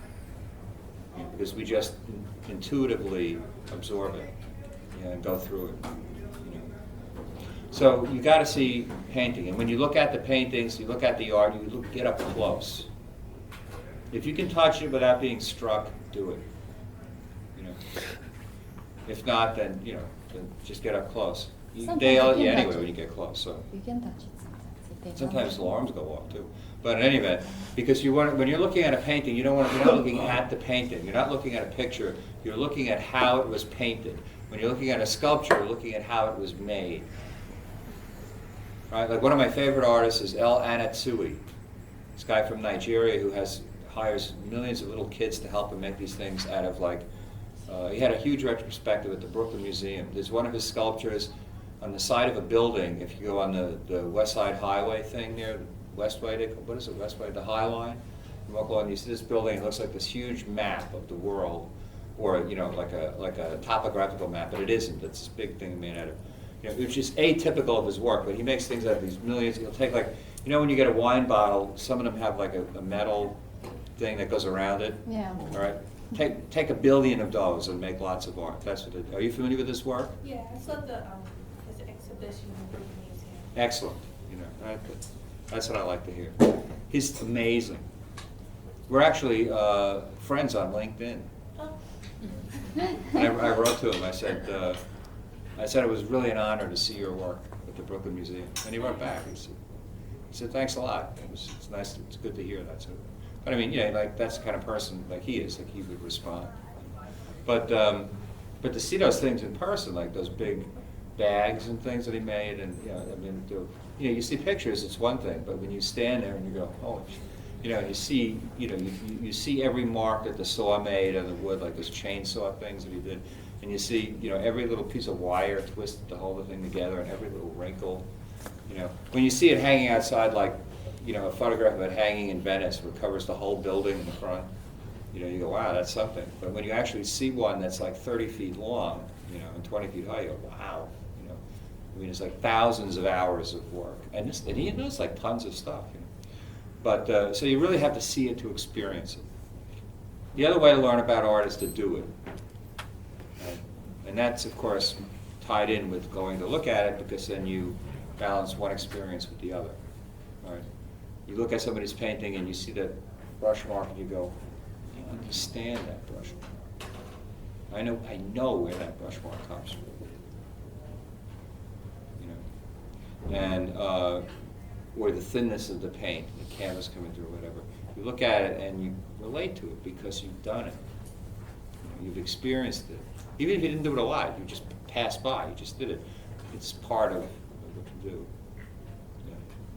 Now, writing about art is a little different because it slows down the thinking process by hundreds. I mean, you know, writing is a slower process. When you paint, when you do sports, you know, you work much faster than you can think in terms of words. I mean, but we're obviously thinking, because we're not just like running around sticking paintbrushes in our face and stuff like that. We're thinking about what we're doing. So how is it that we can think and paint that fast? Well, you use your entire body, all of your senses, your sense of intuition as well. And so the sense of touch, that's why it's physical, right? Even smell comes into it. I mean, like if you like oil paint has a really romantic, arty smell. You know, acrylic has no smell whatsoever, unless it's fungus in the water, in which case it's gross. But, you know, some materials really do have a sort of a tactile odor. Of course, the visual language is faster than anything. Right, and like, I thought it was interesting that they changed the walk, don't walk signs from the words walk, don't walk to images, right, of like walking and then the hand. Well, I mean, that's a multicultural change. That was designed to use a universal language that everyone will understand no matter where they come from. Right? You don't have to be able to speak English at all to be able to understand it. Stop. And then, of course, the color red for stop and color green for go has become international, too. So it's like we already attach meaning to these things. You know, well, I'll give it the green light on that. You know, that sort of thing. You know, so like color becomes important, just to help. But you're working with everything. When you stop painting, you know, you're drawing and you're painting, and you step back and you reflect, to use a happy LaGuardia term. You look at it. You're designing. Because now we're thinking about the painting in terms of slowed down concepts like designers would use. Balance, you know, composition, color, value, texture. Should I do this? Does it need more blue? Should I get rid of that? Should I just paint this thing out? And you make like conscious intellectual decisions. I mean, every time you back off and then go back, you're starting over again. That's why one of the things that drives me crazy, as you probably know, is when students throw out their work, they tear it up and they stop in the middle. Like in my life drawing class, I don't allow that if I catch you. You know. Once you start, every time you stop and look up, it's everything changes because time passes. We're always working in 4 dimensions, time being the 4th dimension. So it's not just 2 dimensions or 3 dimensions, it's 4 dimensions. You know, and we're, you know, time is an issue, you know. I mean, you could suddenly get hungry and stop, the class time could run out, the model could suddenly say, I've had it, it could be the 20 minutes are up, you could be working on it and drop dead. You know, so like there's always like the passage of time that affects what you're doing. You know. But every time you stop and you look at it and you start to think about it, you know, you're redoing it, and you're starting over again. But you're starting at a different starting point. It's like if you know anything about chess, you know, you can play chess straight up, or there are many, many different openings that are like set positions that you set up in the beginning, you know, like Rui Lopez and so-and-so's defense and whatever. They all have names, they're all exotic. They all turn up in James Bond movies, poetry and stuff where you read it and you feel like an idiot, you know, because you don't know, you don't play chess. But, you know, they set up situations, you know, where you're forced to approach the game differently, you know. And then, of course, over the hundreds of years that chess has been in existence, people have developed a million different ways of manipulating that, too. So, you know, it's just another thing. But, so there's no need to throw your work out unless you've really had it with it, and it sucks terribly, and it's driving you crazy and makes you want to sacrifice someone. But that's usually when it's over. I mean, it's okay to go through your drawers and throw stuff out, you know. But think about it, because you might regret it, you know. In some cases, it's worth saving everything. In fact, most cases, it's worth saving everything. Because you never know. You may have done the best drawing of your life, but at that moment, the drawing would be so far ahead of what you're up to that you may not like it, and you may throw it out. Which doesn't diminish the process or the experience. Whatever happened during that drawing is now a part of you, and it's going to be there later on. It's just that you won't have any conscious awareness of it, but it will be there. But it's nice to look through shit that you did 5 years ago and go, I can't believe I did this. I remember hating this painting. Works the other way too. You can do a painting now, I think it's the best thing you ever did, and an hour later, I ruined the whole day like that. I worked on this painting, and everything just didn't work. You know, I went out and I bought coffee and came back with like a piece of whatever. And I looked at it and I went, oh. I just had to work all over it to change it. You know, I couldn't stand it. You know, what was going through my head? But you know, you got to do that too. You know, so your artists and designers all at the same time.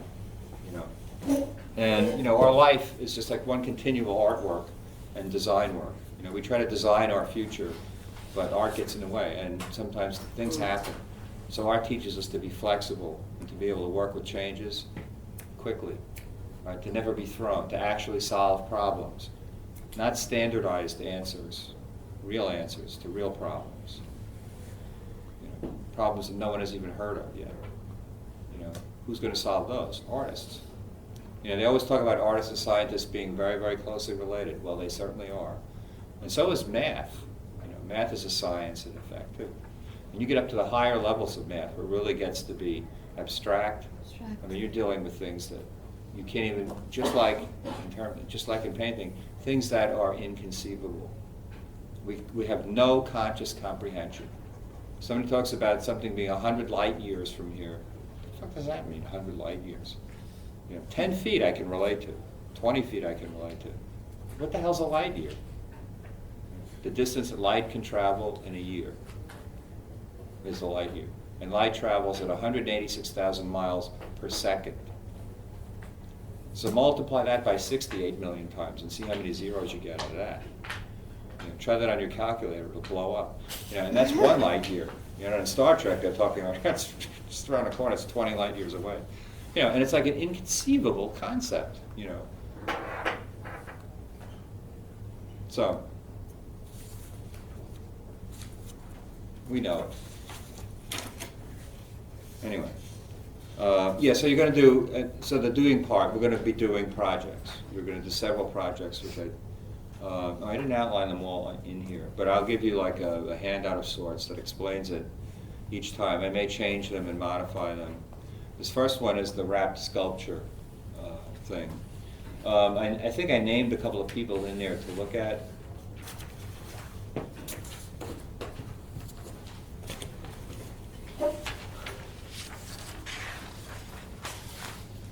No, I didn't. Good. Gives us more to look at. You know, we're going to look at this particular sculptor that you're going to do. Relates more to outsider kind of art, which is the point where we're really going to start, I think, because it's really the most fantastical, spiritual, and interesting of them all. You know, and once we get our feet wet on that, everything else will make a lot more sense, or not, depending. The due date is on the syllabus. It may be, it may not be, but I want you to think about it. Although we're going to look at them in class next time, I'll give you two names of two people whose work you should look up. All right. One of them is Judith Scott. Spell it, Double T. Which, the Judith or the Scott? Judith, one word. Scott, Scott. Right. Who was the other one? I'm blocking. Oh, the Philadelphia Wireman. I mean, under that title, Philadelphia Wireman.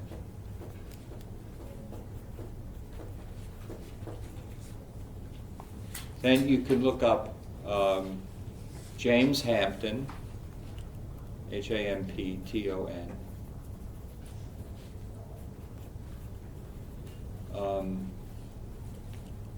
The Reverend Finster.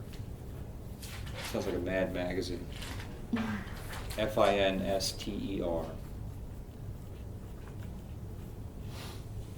And then for fun, in terms of like, say, modern art, look up Christo. Christo. He just died recently. He did? So that his wife died like what, a year and a half ago, 2 years ago? You know how that works.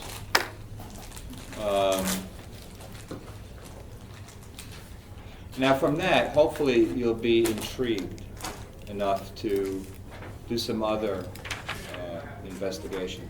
The person whose work is the most interesting there, at least from our perspective, in terms, or relates the most to what we're doing, aside from Christo, who's known for wrapping gigantic things, but for different reasons, is Judith Scott's work, because it's the most enigmatic. I gotta find that film that I saw with her in it, and I couldn't believe it.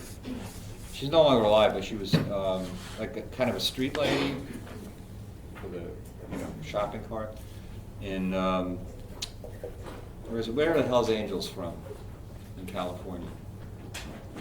Not,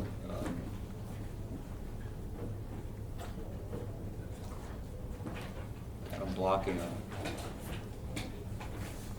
Anyway, so there's it's right near San Francisco, and Oakland, right? Oakland is where the Hell's Angels are from, and there's like this public art center that opened a number of years ago.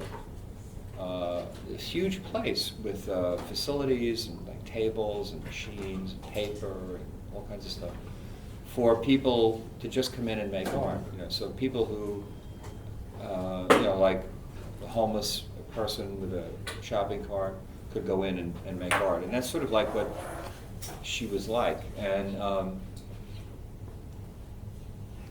they could do anything. It was like, we should have that kind of art that they kind of set up here. I mean, they could do prints, they could do sculptures, they could do everything. But she was also a kleptomaniac, and so she would like steal things. And she would always collecting garbage, which is why she had a shopping cart. And then she would take them and she would tie them together, in just sort of some weird configuration, and then start to wrap them with a whole mess of anything. Anything from like one single kind of rope or twine to multiple kinds of, plastic and weird shit, and he made these abstract sculptures, that were incredible. I mean, they were sculptural, they were beautiful, and they were so mysterious because you take one look at it and you go, I wonder what's in there. It's just really like meeting a person. Like, I wonder what's in there. And there was a scene in this movie where she's working, and this guy who works there is walking around and goes, has anybody seen my cell phone? And she just continues, doesn't even look up. She's just doing her thing. Again, and so somebody says, why don't you know the number? Why don't you call it? Here, use my cell phone. And what's inside? So he dials the cell phone. And one of the sculptures starts ringing that she's got on the shelf. Like that. And she doesn't look up at all. She just keeps looking down. And he laughs, and he just, said, okay, well, I know where it is. But he didn't say, I want my cell phone back, which was cool. He just left it, yeah. Can we use like wood piece or foam core to hold the sculpture up? Like to hold it up? She's already got it worked out. Like a hard, like Explain more foundation to hold the sculpture up with the laying it on the table. Oh, I see what you're saying. Like, a heavy base, like it could be wood, it could be foam core. Well, not only that, yes, you could do that, sir, absolutely. All right. You can also wrap that into the sculpture. No, you can also do the piece so that it can be hung on the wall. All right. I have to admit, there were many pieces that were done for this particular project, and when I put them up on the wall and photographed them, were phenomenal. I mean, much better on the wall than they were on the table. So actually, she brings up a very good point about presenting the piece. It's something you're going to have to think about and come up with a solution to present it in its best form. More than likely, as a wall piece, it will work better. Color in 3 dimensions, when you do like 3-dimensional wall construction type works, which I tend to do, it's much easier, I find, to use color successfully in a painterly sort of way when the work is on the wall. It's much more difficult to do a 3-dimensional sculpture that's painted in color and have it not look like a piece of junk. It's really no mean feat, I have to admit. So I want you to think about it. This is an opportunity to look around you. There's always like construction stuff going on where things are wrapped. There's always things folded. People look differently. They wear different kinds of clothes. Actually, some cultures have like very complex ways of dressing that involve many layers, and they're wrapped. In India, like women's dress is like the sari. Yeah, it's like really complicated. The Japanese, kimono. I mean, first of all, like there's not one kimono. There were like a whole mess of them. There's like 3 or 4 of them, depending on the time of year. That's why when you see all those old samurai movies, everybody's walking around in a kimono, and you're wondering how they're not freezing their ass off.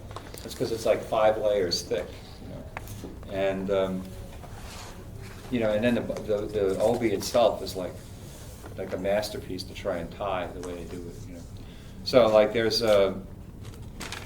you got to think about what wrapping something has to do with. Think about like mummies.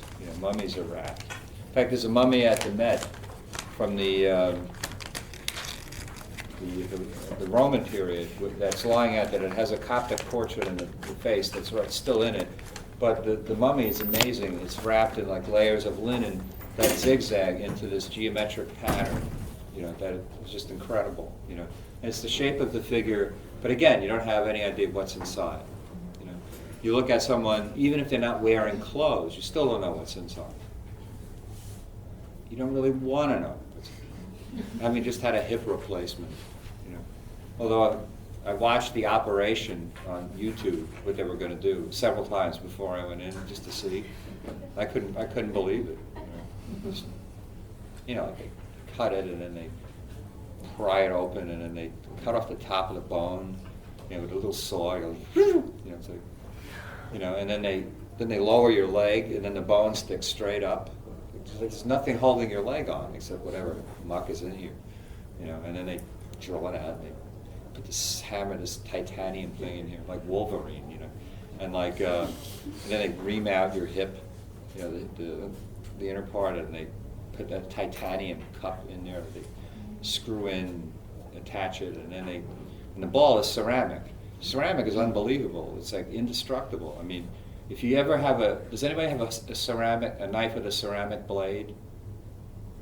Have you ever tried to sharpen one of those? It's harder than anything you try to sharpen it on.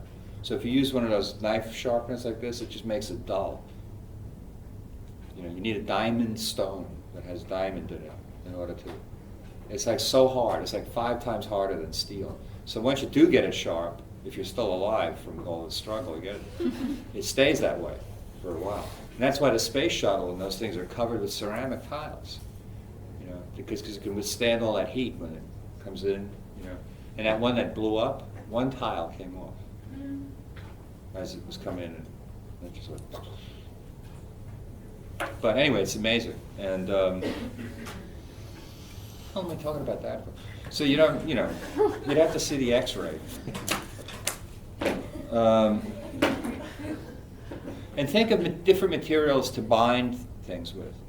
You know, be inventive. You know, like hot glue, those strings that come off hot glue that are always a pain in the ass when you glue things. Yeah. Mm-hmm. Somebody one time actually did a piece where they used that, you know. And I thought, you know, I never thought of actually using hot glue like that. You know, it was like using the worst part of the hot glue to, you know, it looked like a spider had made this thing. It was like, and it was like translucent. It was just amazing, you know. So this, you know, who knows what can be used, you know. So the idea is to really, really experiment. And remember, every time you do anything when you're doing art, it's an experiment. You know, we don't know. We only know where we're starting, which is usually with an empty tabletop or a blank sheet of paper. We don't, you know. But we don't know where we're going. We don't know where we're going to end. You know, and you start with nothing, more or less. Just an idea or an inspiration. A lot of these outsider artists talk about their inspiration as like commands from God to do something. Or they suddenly get this notion that they're driven, they have to do this thing. They have to cover their entire house with cement, tar, and aluminum foil. And they do, you know, and it's amazing. There's another guy named Roger Clemens, not Roger Clemens, but his name is Clemens, who made this house. His name will come to me. In Woodstock, from old windows and tar and aluminum foil in the side of it, like 100 old windows and stuff. So you could actually walk through it, but you could close a window and have to walk another, you know, it was like outrageous. And it covered all the trees with aluminum foil and, you know, bottle tops and broken glass that's multicolored, stuck in the ground that reflect. All these, you know, weird materials and stuff. And yeah, it was kind of amazing. And oh yeah, you should also be familiar with, you'll see, I'll show you, Simon Rodia, R-H-O-D-I-A. Anybody here from California? See, that's the other thing, we talk about the studio school and SVA, but it's because the LaGuardia students don't want to travel anywhere. I mean, there's other art schools, you know, there's the Art Institute of Chicago that comes here all the time. Nobody wants to go there. That's a city, they at least have a subway. I would love to go there actually, but I can't. See? You know, and then there's like the San Francisco Art Institute, which is, I mean, look, overlooking the bay, it's amazing. You know, I actually visited there, and I just, you know, every time I visit art schools and stuff, I go, because when I look at what we have upstairs, you know, we don't have space, we don't have the room. Yeah, but that's why you have good students, because they have to work with nothing. That's true. We're tough. We're tough. That's like, actually, I knew somebody who wanted to create his own art school called the Flaming Easels Art School. And it would be set up so that every class would have 20 students, but there'd only be 19 easels. So you'd have to like, you know, someone would get screwed, so you had to be aggressive, you know. And then the room numbering system on each floor, it would be like several floors, would go in opposite directions at the start at a different place on each floor. So it would be impossible to find. And then the windows wouldn't open and the rooms would always be overheated. So it'd be really, really hot. Who's this person? He's a lunatic. I, then, I want to strangle him. and then there would be the sound of a machine going in the Yeah, background. that sounds like the C building. Yeah, I mean, it sounds like the whole point that he's just amplifying, you know, what goes on all the time. You know, there's never enough material, there's never enough space. You know, this kind of. But are there any questions? Did I more or less hit everything? The Strunk in my I still don't know book. what we need to do. What? I still don't know what we need to do. That's okay. You don't have to. Explain why you're alive, and then you don't have I don't know that either. Okay. Same answer. There's a book project, right? There is a book project, yeah. An artist book. In fact, it has two parts. One of them is an artist book, and the other is a palimpsest. So it's actually two. So instead of it's really 4 projects. A palimpsest, which as we'll go into, is different than artist books are really sculptures made from books. A palimpsest is more a 2-dimensional graphic made with a book, in a book. But we'll go into that. And then there's a combine painting, which is really a collage painting that sort of combines all the elements of everything else rolled into one. And that's always a fun project. I used to do that first, but now I do it last because it cuts down on bad choices that people make for putting things in their work. So by the end, they're so used to like dealing with weird shit that they come up with some really nice paintings. That class with Alexander in it was really, it took, and just because I'm saying this, don't get it through your head that you have like all this time to do all this stuff, because the time really goes fast when you have to do something. But it took a really long time to get the first project done, almost half the semester. And especially because of Alex, because he scared everybody and everybody had to keep redoing it. And it was like, the insecurity was, you could cut it with a knife, but the thing was they ended up doing really great pieces, you know. But the problem is it was spread out over a really long period of time and cut into everything. And then students who were at the beginning said, you know, I'm really pissed off because I had to do this in, 3 weeks, and they had they had a month and a half to do this, like they had all this extra time, and they got to see what I did, all this kind of stuff. I mean, it's okay. I mean, artists steal ideas all the time. I mean, you should have no bones about stealing an idea, and, I mean, that's what, it's there, so use it. You like a pair of pants that somebody's wearing, you can go out and buy them. It's the same thing, and they may look better on you, who knows. But, so, by the end, we had 1 week to do the combine painting. And I thought, this is really going to be a fucking disaster. In 1 week's time, every single person knocked themselves out and did this phenomenal combine. Maybe 1 or 2 of them sucked, but most of them really, the rest of them were tremendous, and I couldn't believe it. And I said to the class, I said, we're at a point now that should be the beginning of the semester. Because they'd come this whole distance, and they're right at the point where we could really get into some great and inventive things.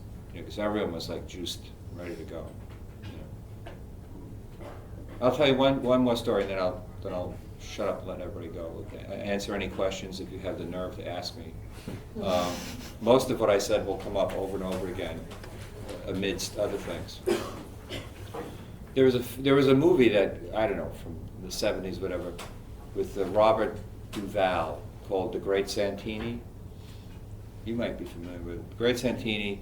It's a story about a Vietnam-era Phantom pilot. It was a fighter plane. And he was so good that he was known as the Great Santini. But the story is not about him. The story is really about his son. And like the book is far superior to the film, because the film falsely represents the relationship of the father and the son. They concentrate on Robert Duvall, but actually the book was written by this guy Pat Conroy, and it dealt with the relationship of the son to the father, but the son generally. In the movie, the son is kind of like, the father always picks on him. It's like a father abuse thing. In the book, it's the other way around. I mean, the kid is like a basketball star. And because he's like a military child, they move around a lot. Right? So every time he moves to a new base, the local high school cheers because they have this basketball star that's suddenly going to bring them the championship. Right? So wherever he goes, they roll out the red carpet for this kid. You know? And so when the father and son play one-on-one, in the movie the father beats the kid all the time and humiliates, bounces the ball off his head and this all shit. But in the book, the son beats the father with ease each time because he's the champion, you know. Anyway, he goes to this one school and he goes into this class. I think it's a social studies class. I'm not 100% certain. And the textbook for the course is right on the desk, right in front of him. This is a tale, a story with a moral. The textbook's right on the desk. The instructor is not paying any attention. The radio is playing. There's a radio on in the back of the room. And he waits till everybody gets in, and he introduces himself, and gives everybody a card, and they fill out, you know, index card kind of thing, who they are. Which is probably something we should do. It might help me remember names that people talk. But in any event, before you know it, the class is over, right? And so the next time they come into the class, he encourages them all to sit in different places, right? Which I encourage you guys. And the radio is still on, you know, but it's playing something different. You know? And there are posters now on the wall, which there weren't before. And I think the blinds are closed and the room is kind of dull. And he starts to talk about, he asks everybody questions about themselves, and they start to talk some more. And he starts to talk about the weather and whatever. And then class time runs out again. So this kind of thing goes on for several weeks. And every time people come into the room, they're told to sit in a different place. He changes the arrangement of the seats also, so that this one week they're in a circle, next time they're in rows, next time they're around the edges of the room, I mean, whatever. And sometimes the radio's not on. Sometimes every time the radio's on, it's on a different station.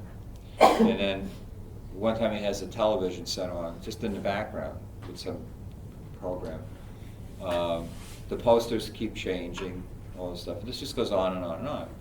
So after about a week of this, the basketball star gets up and just walks out of the classroom, goes down to the principal's office, because he's very cocky, you know, and he says to the principal, he says, I went out of this class. He says, we're not doing anything. He says, all we do is talk. We go in there every week, we just talk and talk and talk. He says, we haven't even opened the textbook. So the principal says, well, two answers. He says, first, no, you have to stay in the class. And two, I'll accept your apology now. When you come to me 2 months from now, tell me this is the best teacher you've ever had. So he's all pissed off, goes back, sits in class like this. You know. So anyway, after like 3 or 4 weeks, 5 weeks, whatever, he says, okay, we're having a test today. And the kid goes, a test? What are you talking about, a test? He says, we haven't done it. They haven't even opened the textbook, right? So he hands out this exam. Right? The exam is on everything that was on the radio, the stuff that was on TV, the music that was playing, everything that they talked about the posters, where they depicted, about the weather, you know, about seating, everything that they did is on this test. And so everybody takes the test, and the kid comes up to him and he says, I didn't know you were going to test us and all that stuff. He goes, I just didn't pay attention, you know. And he says, that's really unfair to do that and to not tell us. So he looks at the kid and he says, well, look around the room now. He goes, what do you see? And he looks around the room and he sees like crumpled papers and balls, like all around the room. He says, yeah, well, there's this crumpled paper all around. He says, why don't you just pick one of those up? So he picks it up, he opens it up. It's got all the answers to the test on it. Right? And so the teacher says, see, if you were a little bit more observant and curious, you would have had the answers to the test. They all have the answers to the test on. He says, but everybody came in here and just sat down. Very next class, they come in, they got notebooks out, they're looking around the room, they're taking note of everything that's happening in the room. And once the teacher sees that, he goes, okay, today we'll open the textbook. And so it took them like a month and a half just to get people to break out of like the cocoon that we all get in. I mean, it's just natural, to the point where they were curious and aware and like awake, you know. I always loved that story. It had to be a true story too, because you know, when people write this stuff in these novels, you can't make that up. You know, it has to be from experience. So are there any questions so far? Is that a who? Is this okay for a journal or has to be bigger? Oh, does that have lines? It's blank. Yeah, those are cool. Those are like the best, cheapest sketchbooks you can get. They got them right over here too in that store. No, you told us about it. Yeah, but you see, you have to put a special decorative cover on them and wrap it. No, just kidding. So, when is the The test? Oh, by the way, there is going to be a test on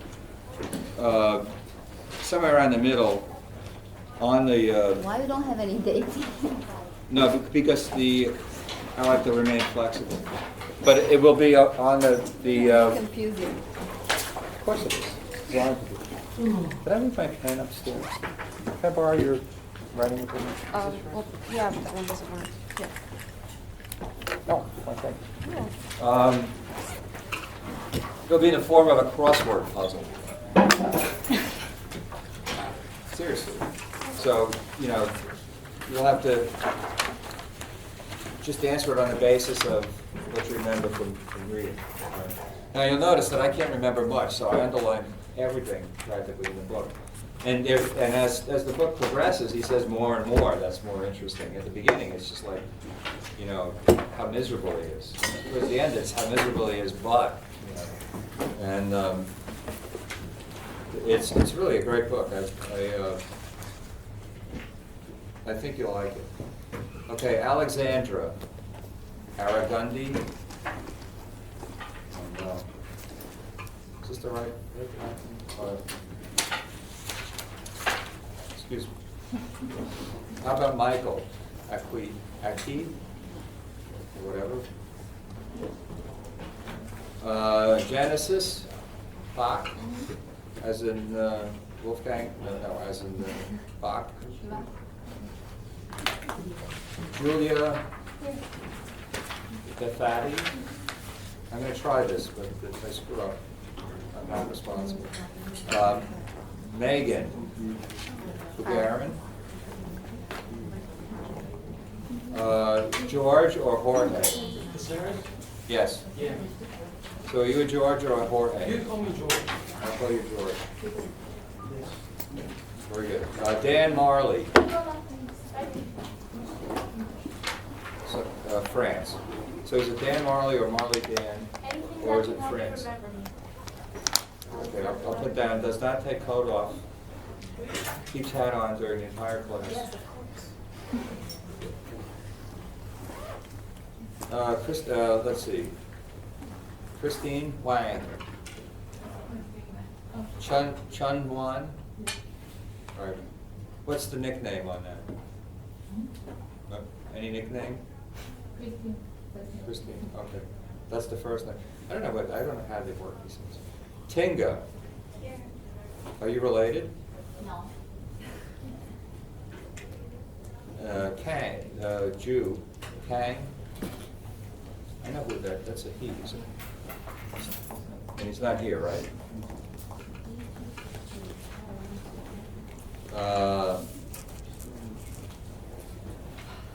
Miss Kim.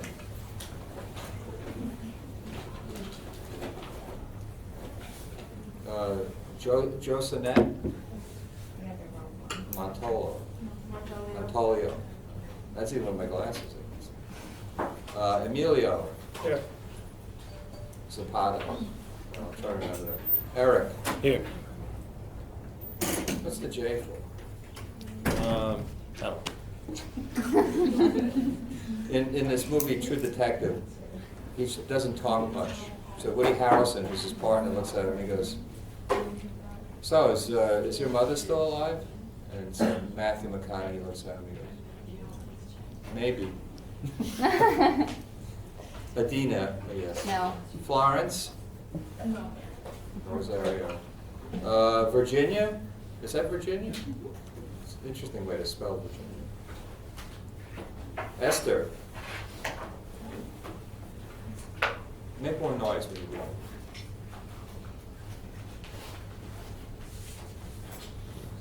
Jennifer Toledo. Or is that Toledo? Whatever, Toledo. Points in Spanish. You say Toledo, I say Toledo. Okay, Kalo? Haven't I had you before in something? Yeah, Right. You were quiet, but that's, you can sit in the front for now. Jessica? I've had you before too. Yeah. I've said, the work goes through my head. Finally connect. Rachel? Rachel? Is that Rachel? Michelle. Okay. Louise? Louis, with the two S's? No, Louise Victoriano? Yeah, Louis. Louis Victoriano. What's really your name? Look at me again. I just was left going. I know, but I must be missing. But do you have a different? Did you have a different name then? Searing is here. Yeah. So I got all these killer painters here. There's like 5 or 6 people in here that are just as good as anybody I've ever had. So the bar is already hot. And Armin Zakaris, is that right? Amarin. That's it. All right, who didn't I get?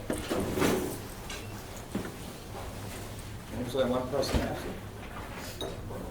So remember, I mean, I am reachable, more or less. Thank you.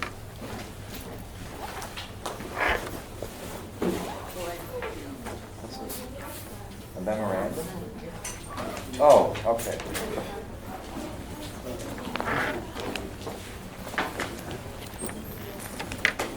Okay.